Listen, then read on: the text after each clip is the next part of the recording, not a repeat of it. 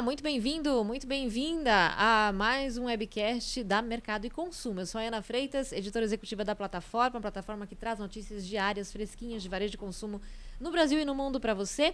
E hoje a gente vai falar aqui de inteligência artificial aplicada na prática, como ela tem sido bem aplicada, que resultados tem trazido também. Para falar sobre isso, temos aqui dois convidados. Um deles é o Luiz Fernando de Souza, diretor da Infradata. Tudo bem, Luiz Fernando? Bem-vindo. Muito obrigado pelo convite.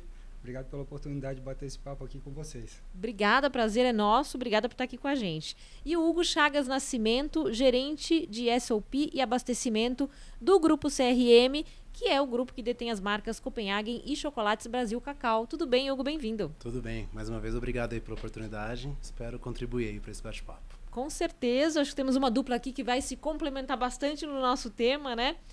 E queria justamente que vocês começassem se apresentando aqui para o nosso público. Quem é o Hugo Nascimento e o Grupo CRM em si? Já dei aqui uma palhinha do que marcas estão envolvidas aí, que são marcas muito conhecidas, né? Mas explica um pouco para a gente melhor sobre a sua carreira, sua trajetória também no grupo. Perfeito. Eu estou há 15 anos dentro do Supply. Então, passei aí, quem é do Supply sabe de todas as siglas que tem, a CNOP, DP, MPS, PCP. Já consegui ter a oportunidade de trabalhar praticamente com todas as siglas dentro do Supply. Há 2 anos aceitei o desafio de entrar no grupo CRM como gerente de SNOP e mais recentemente também assumindo a parte de abastecimento. Desse maravilhoso grupo que é detentor das marcas Copenhagen e Brasil Cacau, igual você citou, que na verdade a gente não vende chocolate, né? A gente vende emoções e sonhos, efetivamente, que todo mundo que eu sempre converso tem uma experiência marcante com pelo menos uma das marcas. Então é sempre um prazer. Verdade, eu tenho uma experiência de infância com língua de gato da Copenhagen. Primeiro chocolate que ficou na minha, assim, de chocolate, obviamente, chocolate de aspiracional, né? Na época, inclusive, né? Ficou marcado de fato, e gosto até hoje, inclusive. Luiz, conta um pouco pra gente sobre a Infradata, que na verdade faz parte de um grupo maior, né? É uma das verticais da Infracommerce. Ótimo. Antes de falar, só quero dizer para o Hugo que é impossível, né? Alguém que não tem aí uma lembrança, uma memória afetiva com experiências com a marca da Copenhagen aí. É um prazer estar com um fera como você aqui batendo esse papo, viu, Hugo? Legal, obrigado. Falando um pouco de Infradata, como você bem disse, a gente está dentro do ecossistema da Infracommerce, né? Uma empresa que tem aí um propósito de trazer o varejo, de trazer a indústria para uma experiência digital completa, né? E aí o braço de dados, ele tem esse propósito de trazer tecnologia, fazendo com que o dado seja usado como insumo, tanto para uma boa tomada de decisão, quanto para uma automação de processo. Então, o que a gente faz dentro do ecossistema é construir realmente soluções que usem inteligência artificial e processamento de dados para tornar a cadeia de operação, a cadeia de supply como um todo mais otimizada, né, garantindo aí uma boa previsão de demanda, reduzindo rupturas, excessos e assim por diante. Mas a gente vai falar mais sobre isso para frente. Muito. E você está na Infra há quanto tempo? Como é que foi a tua carreira? Minha trajetória é construindo software, então tive uma sorte e uma felicidade, porque eu adoro fazer isso, com e-commerce já há mais de 15 anos, operações de cloud há mais de 8 anos, e mais recentemente concentrado em inteligência artificial, olhando para previsão de demanda, recomendação de abastecimento e uma série de coisas. Então, a Infra me recebeu e me deu essa oportunidade, são mais ou menos 1 ano. Só que já herdo comigo aí uma equipe de longa data, já são quase 10 anos de construção de tecnologia orientada à inteligência artificial, então diria que eu fui um sortudo em chegar com uma equipe tão boa e tão focada nesse tipo de tecnologia. Num momento importante, né, em que esse assunto está permeando todas as conversas aí, né, todos os negócios. Eu brinco que eu sempre tive sorte de estar trabalhando com tecnologias emergentes, assim, né? Então, trabalhar com e-commerce há 15 anos atrás era bem diferente do que é trabalhar com e-commerce hoje, né? Trabalhar com cloud há quase 10 anos atrás era um outro momento. Então, acredito que estou de novo na hora certa trabalhando com a tecnologia. Verdade, correta. Total. Como vocês descreveriam esse estado atual da tal da inteligência artificial aí? Da tal não, né? Como vocês dizem, não é nem tão nova assim, mas obviamente o assunto está mais em voga, cada vez mais em voga. E como vocês avaliam as aplicações que estão sendo feitas na indústria e no varejo também? Começando pelo Hugo. Eu acho que um ponto importante até citar aqui é que a inteligência artificial, na verdade, não é tão nova assim. Exato. Né? A gente vem trazendo, massificando esse assunto recentemente, mas se você lembrar, alguns 20, 30 anos atrás, a gente teve aquele computador, se não me engano, o Deep Blue, ganhando do Kasparov numa partida de xadrez. Já era uma inteligência artificial. O que eu vejo de grande diferença daquela época era que enquanto você tinha uma CPU enorme que pesava toneladas, hoje a inteligência artificial está no nosso celular. Então, assim, a gente está no momento, talvez, a primeira vez que a inteligência artificial é massificada e acessível realmente para a grande maioria da população. Total. E você, como vê na sua trajetória aí, essa mudança? Essa é uma perspectiva fantástica e eu concordo com ela. Na verdade, o que aconteceu foi que democratizou-se o acesso, né? Então, a gente consegue, tanto como pessoa física, viver uma série de experiências em função, né, de inteligência artificial. Então, desde a recomendação de música até a recomendação de um restaurante, até aonde visitar ou o que fazer, né? Mas no dia a dia das empresas ou nos nossos negócios, a gente também passa a ter então, um leque de soluções que estão muito mais palpáveis, né? A poucos cliques aí de distância. Então, eu diria que realmente assim, a grande questão no momento é que a tecnologia está mais acessível. Como consumidores, estamos melhores preparados, né? Então, une o útil ao agradável. Assim. Total, a tecnologia nunca esteve tão acessível e acho que, como você falou, o consumidor está mais... Bom, ele é, né? O brasileiro principalmente, ele é curioso, ele quer entender, quer aderir, né? Faltava talvez o acesso mesmo, né? Mais fácil, como vocês comentaram hoje, na palma da mão, né? Quais vocês consideram que são os principais avanços tecnológicos que têm impulsionado a inteligência artificial nos últimos tempos? Eu gosto sempre de pensar que a demanda é que gera a solução, e não o contrário, né? Então, realmente, o amadurecimento do consumidor e a busca por uma otimização, a busca por processos, a busca por eficiência, talvez seja o que viabilizou gerar tudo que a gente está vendo hoje em dia de tecnologia à palma das nossas mãos. Em paralelo a isso, a tecnologia em si foi respondendo e foi amadurecendo. Então, a própria nuvem, por exemplo, ela é a base para que a gente consiga organizar, né, disponibilizar dados, deixá-los seguros, amplamente acessíveis e etc. Então, eu diria que a inteligência artificial também pega carona de toda uma evolução de infraestrutura, de plataformas e etc., que são a base para que hoje a gente possa pensar em projeções, pensar em processar o que a gente processa de dados aí diariamente. Então, eu diria que tem essa série toda a partir da demanda mesmo, do consumidor olhar para o futuro e pensar, eu preciso otimizar esse processo, eu preciso reduzir o meu consumo, eu preciso reduzir meu desperdício. E aí, então, bons técnicos foram construindo tudo que a gente tem aí hoje à palma das nossas mãos. Você falou de otimização de processo, né? E aí eu vou perguntar para o Hugo, e depois se você quiser complementar também, a IA está sendo muito usada para automatizar tarefas repetitivas mesmo, né? Para... consequentemente, melhorar a produtividade, aumentar a eficiência em vários setores. Como você vê isso, Hugo? Eu acho que falar de otimização através da IA é quase redundância, porque ela vem como os principais pontos. Então, no curto prazo, praticamente qualquer tarefa que você tenha de extrema repetição ou então robótica sendo executada por uma pessoa, ela tem potencial para ser substituída ou então implementada, melhorada por uma inteligência artificial. Então, essa é a visão. E aí, olhando desde tarefas, quando eu olho tarefas administrativas de escritório, ou até mesmo tarefas que são mais complexas, como, por exemplo, uma parte industrial de linhas de produção. Então, ela é extremamente positiva nesse sentido. Você concorda, Luiz? Concordo. E olhando até de uma forma mais abrangente, que é o que guia o nosso desenvolvimento de produto, por exemplo, atividades que até então são consideradas estratégicas, elas passam a ter inteligência artificial como um braço ou como um grande aliado. Como, por exemplo, a previsão de demanda. Todo mundo sabe como na prática acaba sendo feita. A gente vai inserindo uma série de variáveis, uma tabela vai definindo, né, com um conjunto de pessoas o que é o peso de cada coisa, no fim calibra pela inflação e você, tá bom, esse aqui que eu vou vender. Mas você conseguir ter um nível de previsão mais efetivo, né? Como é que é o comportamento do meu produto? Como é que ele se dá em cada elo, em cada loja, em cada região? Como é que isso tudo acontece na prática e provavelmente vai acontecer lá na frente? Tá? Então, é uma atividade estratégica que a inteligência artificial, por ter uma capacidade grande de correlacionar dados, faz melhor do que a gente. Tá? Então, eu vejo a gente, por exemplo, como uma pessoa que precisa tomar a decisão, ao invés de gastar uma energia imensa em gerar aquela informação, eu já consigo ter acesso a uma informação de melhor qualidade e, por sua vez, eu me concentro no que eu sou bom. Exato. Que é tomar uma decisão, dar um direcionamento e etc. Tá? E isso que você falou é super importante refletir, porque existe sempre um medo das pessoas em relação à tecnologia, em relação às inovações. Tal inovação vai roubar meu emprego. O que eu gosto sempre de pensar é que existe uma transformação do mercado de trabalho. Então a IA vai sim mudar o nosso mercado de trabalho, mas vai trazer novas oportunidades. Hoje mesmo de manhã eu vi uma propaganda de um curso que falava engenharia de prompts de inteligência artificial, que eles dizem que é a nova profissão. Se alguém falasse isso pra gente há 5 anos atrás, ia ser taxado de doido. Né? Mas hoje não, hoje é rotina e você já vê oportunidades surgindo, seja no mercado de trabalho, seja no mercado de educação, que vão revolucionar efetivamente e trazer esses pontos para o trabalho. E principalmente falando, independente do nível hierárquico que as pessoas têm, hoje todo mundo é tomado por muita rotina. Sim. E se a gente consegue, de alguma maneira, otimizar e automatizar essas rotinas, a gente fica com muito mais tempo para fazer aquilo que o cérebro humano faz de melhor, que é a criatividade e a inovação. Então, essa que eu vejo que é a principal ganho quando a gente fala em automação dos projetos via IA.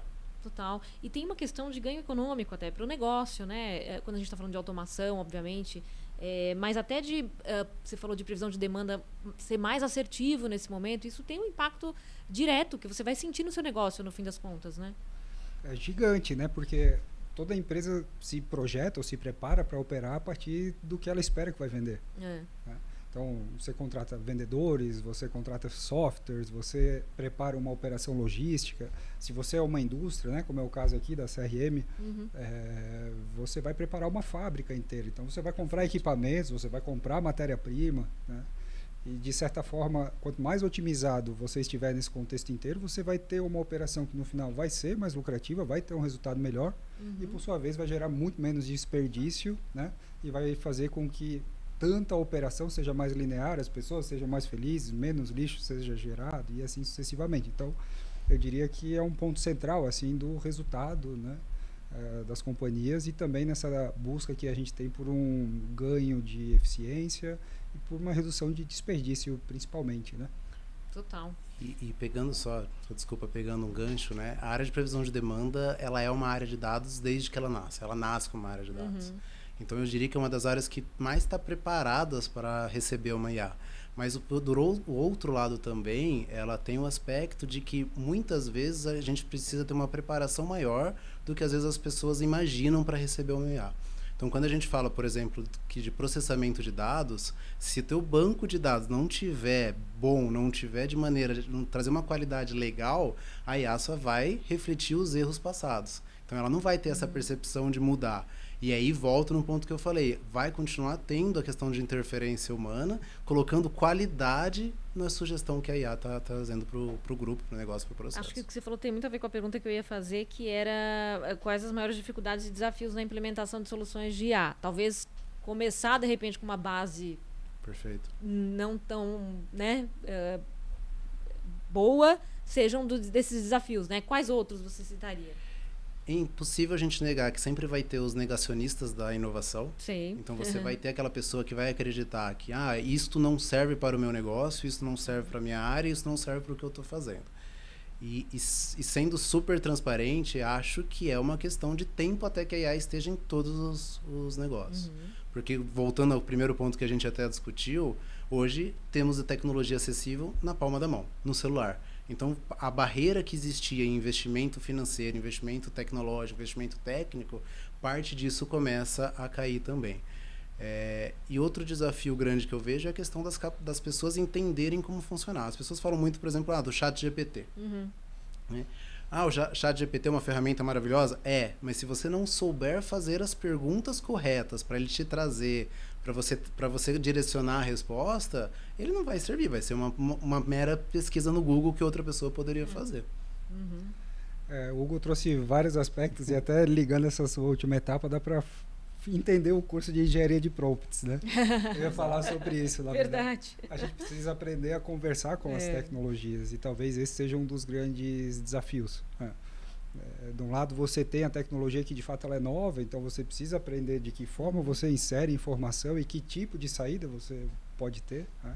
Porque, como o Hugo bem falou, num momento inicial você tem uma troca muito grande, né? Então, ela está prevendo isso aqui, mas espera aí, nas minhas contas estava diferente, então o que eu tenho de diferente aqui que eu não informei antes, né? São vários detalhes nesse sentido, mas esse contexto de interação homem-máquina talvez seja um dos grandes desafios que a gente veja pela frente. Por outro lado, as pessoas estão dispostas, né? Então vai um pouco da gente que desenvolve tecnologia, ou da gente que tem um pouco mais de influência nesse sentido, está fazendo o que a gente está fazendo aqui, né? Levar a informação, se dispor a contribuir, ajudar, ensinar, compartilhar conhecimento, para lidar um pouco com esse caso, né? E fazer com que as pessoas encarem aí, vai com frio na barriga, mas não tenho medo de tentar, né? Vocês viram que é mais cultural mesmo, né? O desafio, mais do que econômico hoje, pelo menos. Eu né? ia falar exatamente isso. Falar, se a empresa quer implementar uma solução, se ela não adapta a cultura para a inovação, ela não vai, o EA não vai fazer milagre. Sim. Então ela precisa trazer essa cultura, essa cultura da inovação, ela precisa estar permeada entre todos. Porque senão vai ter, como eu falei, os negacionistas que não vão atuar a favor e às vezes vão até atuar contra, atrapalhando a implementação. Para mim é uma questão muito forte e cultural. Ou vão demorar muito e quando forem já estão para trás, né? Enfim, vão perder negócio eventualmente aí, né?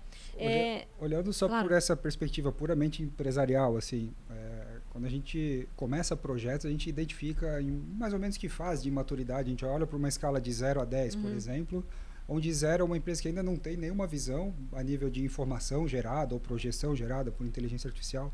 Talvez não tenha nem a estrutura de dados, como o Hugo bem falou. E no lado 10 aqui a gente vê empresas que já têm um nível do que a gente chama de hiperautomação. Então ela tem decisões que podem ser tomadas por inteligência artificial. Então, por exemplo, se você tem uma previsão de demanda legal, presume que você tem uma boa visão ali a nível de inteligência artificial de cada produto que vai vender numa determinada loja. Né? Então, por que a inteligência artificial não falar o quando você deve abastecer aquela loja e o quanto você deve mandar de produto para lá? Né? Isso hoje é uma ordem, em teoria, avaliada por alguém. Normalmente alguém no sistema vai lá e fala assim, mande tanto produto para a loja X.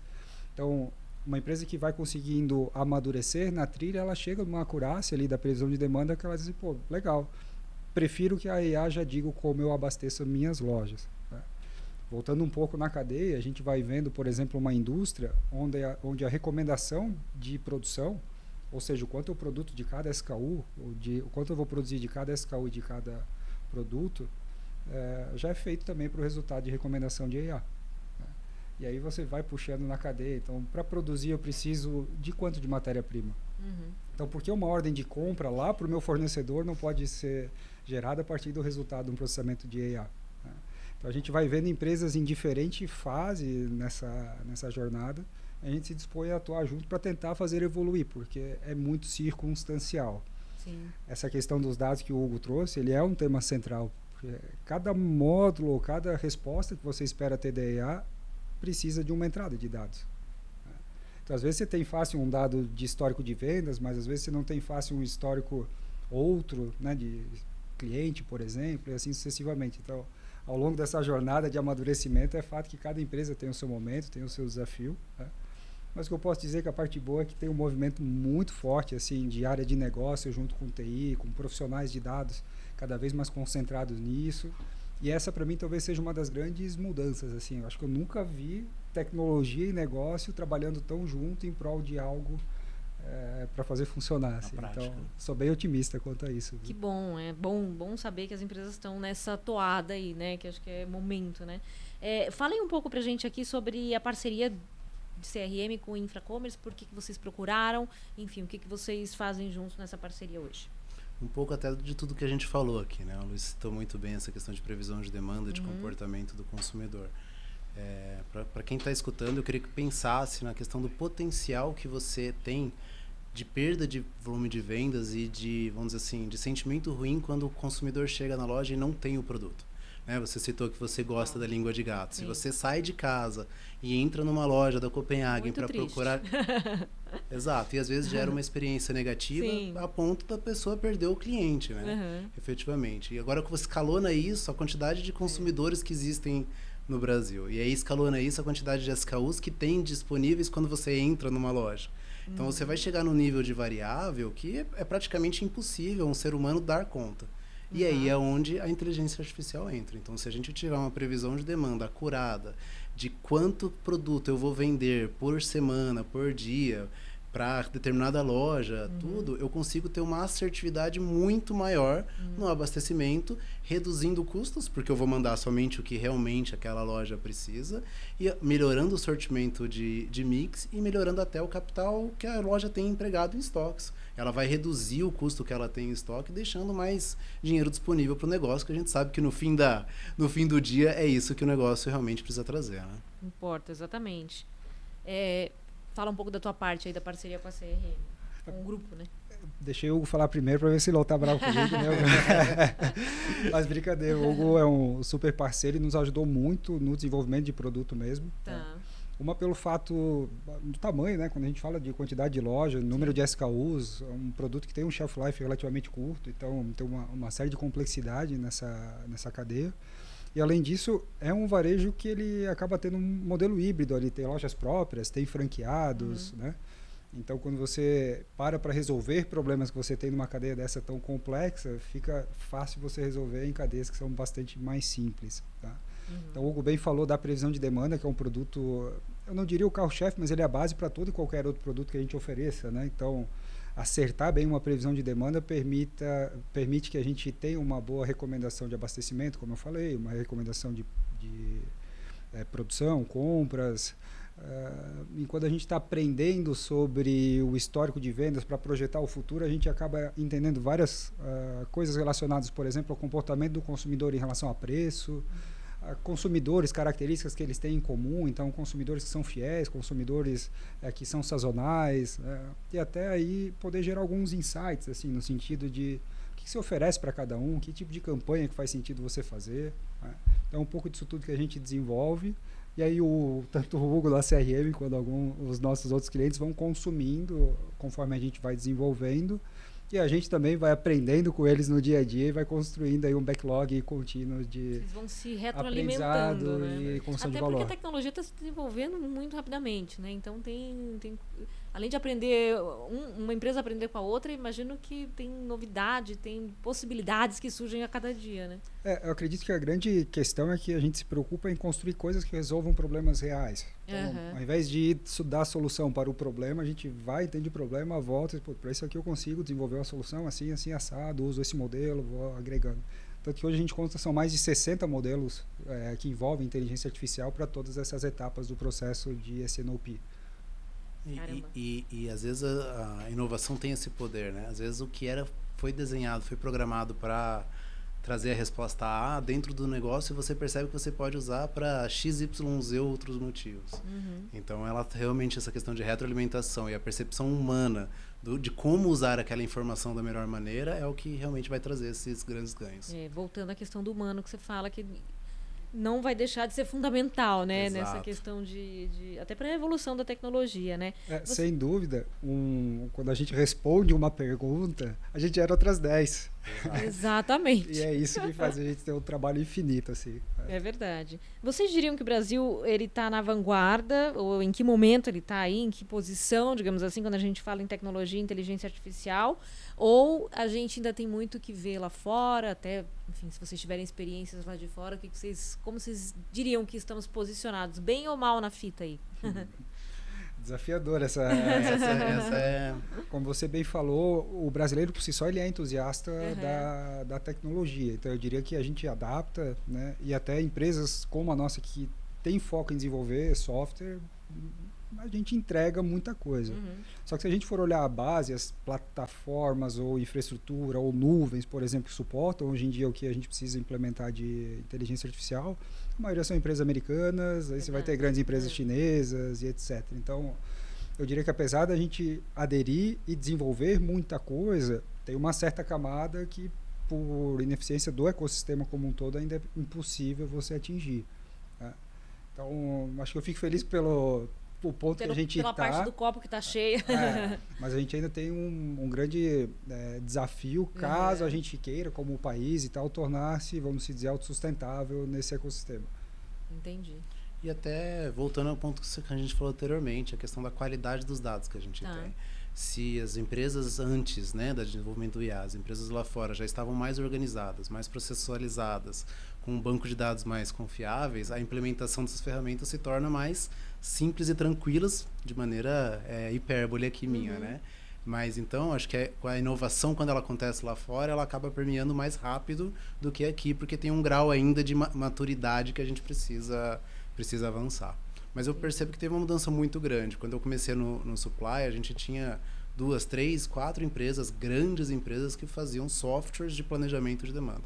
E hoje você vai em feiras e encontra muitas outras empresas com soluções muito interessantes. Então a gente avançou bastante nesses últimos 10 anos. Sim, imagino que sim. E aí, a gente está falando, obviamente, de um grupo grande que está na indústria, e é varejo também, né? Mas tem grande capilaridade.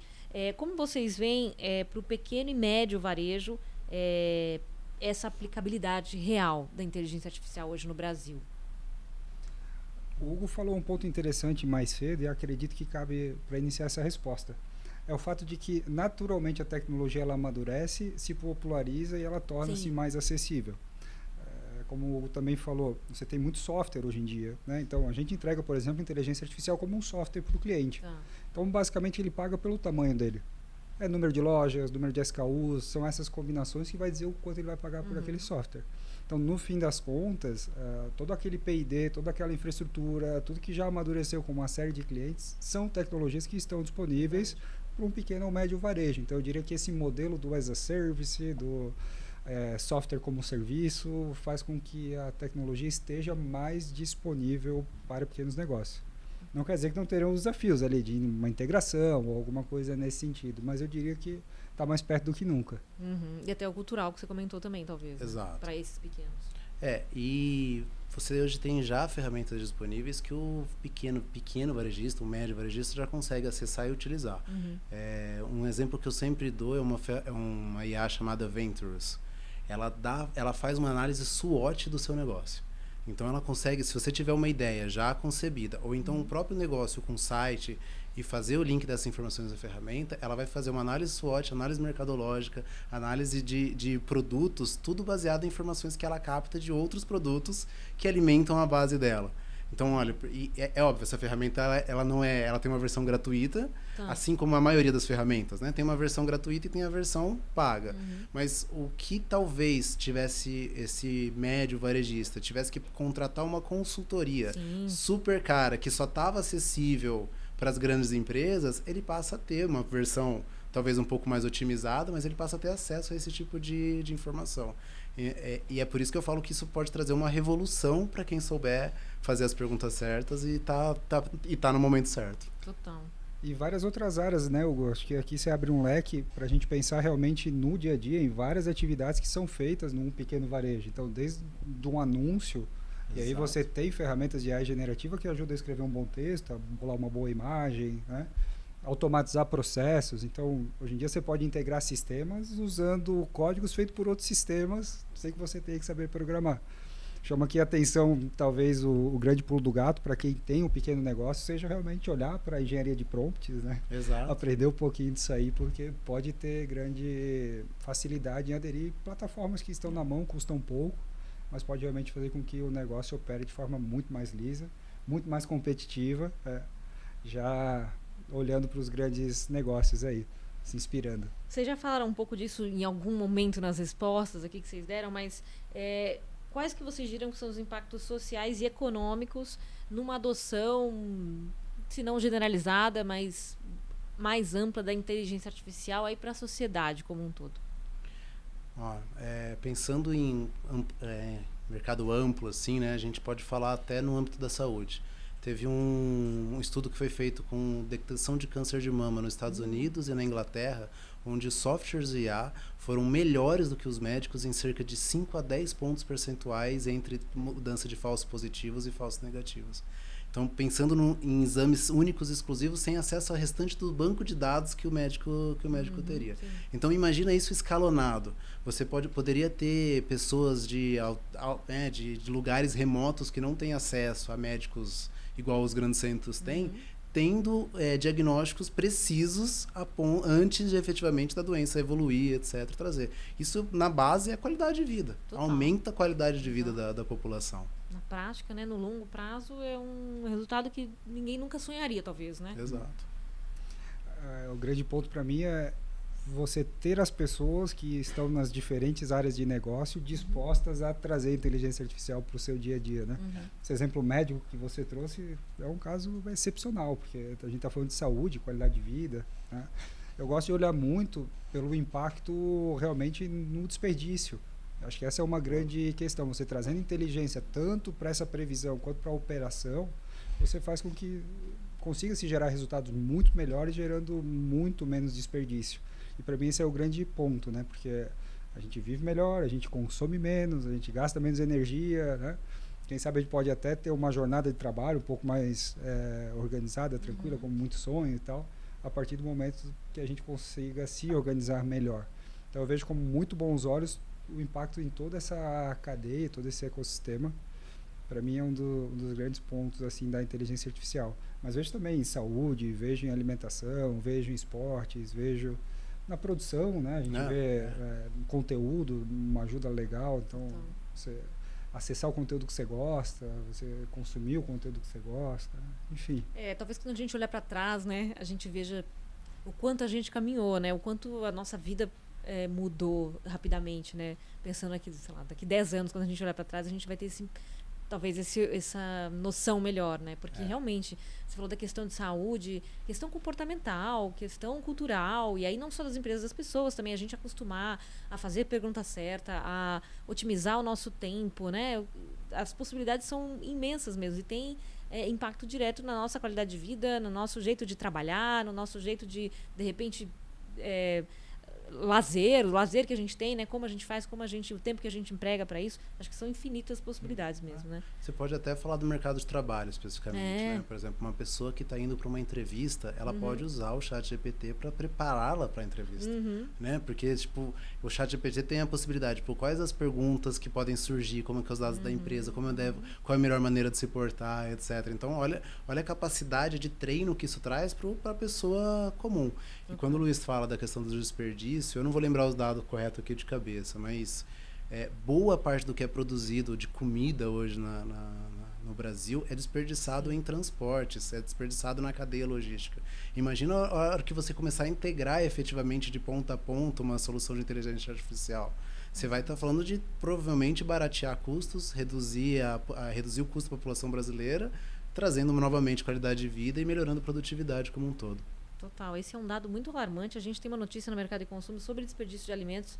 Volta e meia eu cito ela aqui quando a gente faz gravação, porque ela aparece, volta e meia também, entre as mais lidas, porque fala justamente que a gente, uma pesquisa, enfim, específica, mas falando que a gente é o 8º país que mais desperdiça alimento no mundo. E o quanto isso é contraditório, considerando que a gente tem tanta produção, né? Enfim, é um triste dado com o qual a gente está aprendendo a lidar, eu acho, e realmente as tecnologias podem ajudar muito, né? Agora, para finalizar, falando de indústria e de varejo, o que vocês imaginam de perspectiva futura para uso de inteligência artificial, enfim, usos que podem continuar impactando esses dois setores, essas duas áreas? Quer começar aí, Hugo? Não, pode, vai lá. Eu sou sempre um otimista e, de certa forma, procuro levar isso adiante, promovendo o encontro, né, das pessoas que são responsáveis por isso, tanto no varejo quanto na indústria. O que eu enxergo hoje é que cada parte da cadeia tem uma parte dos dados, né? Então, o varejo tem uma parte, você pega a distribuição, tem outra, a indústria com a outra, cada um buscando fazer o melhor que consegue com os seus dados, então esse é um grande ponto. Mas o fato é que você consegue ser muito mais efetivo a partir do momento que você tem uma colaboração entre as partes e faz com que o dado transite entre as diferentes etapas aí da cadeia, né? Uma coisa é você projetar, por exemplo, quanto uma fábrica vai produzir usando o histórico dela de produção. Outra coisa é você medir o quanto aquele produto foi consumido, ou aquela categoria de produto foi consumida lá na ponta. Na loja, né? Exatamente. Muito desse desperdício que você mesmo citou, ele se dá entre esse processo de ter sido produzido e chegar lá na ponta. Tá? Então, como entusiasta, o que eu vejo realmente é um amadurecimento nesse sentido de colaboração entre os elos, tá? Para que isso retroagem aí em benefícios como um todo para todas as partes também. Então, a indústria otimiza na produção e ela retorna isso numa redução de preço para o varejo, por exemplo, né? E essas são coisas que vão acontecer naturalmente, mas essa é a minha aposta e meu investimento também. Boa. E sem querer ser alarmista, mas para os donos de negócio, franqueado que estiver escutando a gente, o que eles têm que pensar é, se eles não estão usando, o teu concorrente está usando. Então isso é uma perspectiva que precisa ter, porque como a gente falou, ele não é modinha. Inteligência artificial, seja na indústria, seja no varejo, ela veio e veio para ficar. Então quem conseguir se adaptar de maneira rápida e segura, ele consegue ganhar uma vantagem competitiva em relação aos outros players do mercado. Então efetivamente vai ser um diferencial. Daqui a alguns anos, talvez 10 anos igual você falou, passa a não ser mais um diferencial, passa a ser requisito básico para entrar efetivamente nesse mercado. Então, mas sem querer estar alarmista, eu acho que esse é o ponto sempre a considerar quando fala do futuro aí da inteligência artificial. A hora é agora, né? Vamos tem que estar engajado, Tem que estar engajado, exatamente. Exatamente. Gente, super obrigada pela participação aqui no nosso webcast. Hugo Chagas Nascimento, gerente de SOP e abastecimento do Grupo CRM, dono das marcas Copenhagen Chocolates Brasil Cacau. Um prazer recebê-lo aqui, espero que volte mais. Prazer foi meu. E o Luiz Fernando de Souza, diretor da Infradata, que faz parte do grupo da Infracommerce, do ecossistema Infracommerce. Obrigada também, mais uma vez, e prazer recebê-lo aqui. Ótimo, obrigado pelo convite, valeu, Hugo. Espero vê-los em breve. Na próxima eu trago uma língua de gato. Boa, vou sair daqui com esse desejo aqui no meu coração, na minha cabeça. Fiquei pensando a gravação inteira. Boa. Obrigada a vocês que acompanham sempre aqui a nossa programação da Mercado e Consumo, nos nossos webcasts, podcasts, agregadores de podcasts que você prefere ou no YouTube e também, obviamente, sempre a todo momento no portal mercadoeconsumo.com.br, tudo sobre varejo, consumo, franquia, food service, tecnologia, inovação, inteligência artificial também. Temos notícias sobre tudo isso diariamente a todo momento para você. Tá bom? Obrigada, até a próxima.